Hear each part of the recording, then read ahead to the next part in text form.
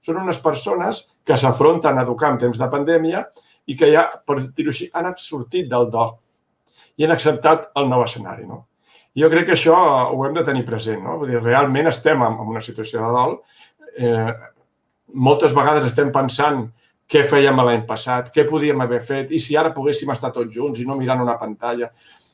Sí, clar, però no podem estar amplificant tota aquesta situació, sinó més aviat els valents són les persones que comencen a dir, escolta, sortim del dol, fem petit aquest dol, intentem acceptar-lo. Acceptar el dol no vol dir conformar-se. Justament vol dir, escolta, si estem en aquesta nova situació, aquí què podem fer? Com podem afrontar això?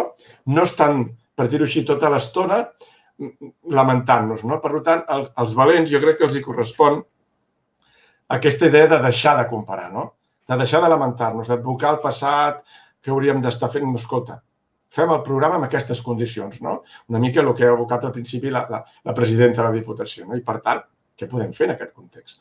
No podem estar tot el programa, a mesura que l'anem desenvolupant, pensant què vam fer l'any passat, què no podem fer.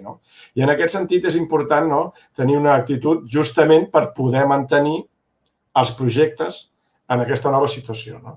Llavors jo crec que els valents haurien de viure la nova situació amb una certa normalitat i generar els nous hàbits, que és una cosa que a les escoles ja estem començant a veure. És a dir, comencem a tenir una certa rutina de com entrar a la classe, de com sortir a la classe, de com gestionar el material de classe, de què en fem quan treballem en grup, de què significa el grup bombolla, què significa no compartir material, sí compartir material, què significa viure amb aquesta possibilitat que un company, un familiar, un mestre, pugui tenir el coronavirus. I, per tant, no podem estar patint. Hem de normalitzar i dir, escolta, si ens passa això, actuarem en conseqüència. Jo crec que els valents, justament, són els que porten aquesta bandera, de normalitzar la nova situació i de generar nous hàbits i fer-se preguntes en un context que podríem dir que és el context que tindrem durant tot el curs, ben probablement. Jo crec que aquí se situa una mica la pregunta que et fan des de Cerdanyola. La Maria i la Isabel que ens diuen, escolta, com mantenim el contacte amb les entitats que no tenen mitjans tecnològics Doncs, escolta, segurament les entitats també han assumit aquest nou context. I, per tant, segurament també hauran arbitrat alguna manera de treballar. I segurament potser preferiran comunicar-se telemàticament i si no ho tenien, doncs ara ho tindran.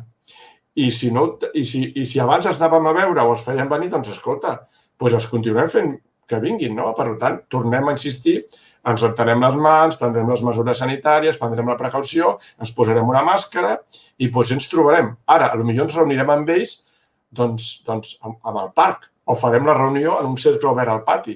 Això és el que hem de pensar, però en qualsevol cas, la nostra idea és que això no ens faci víctimes de la situació.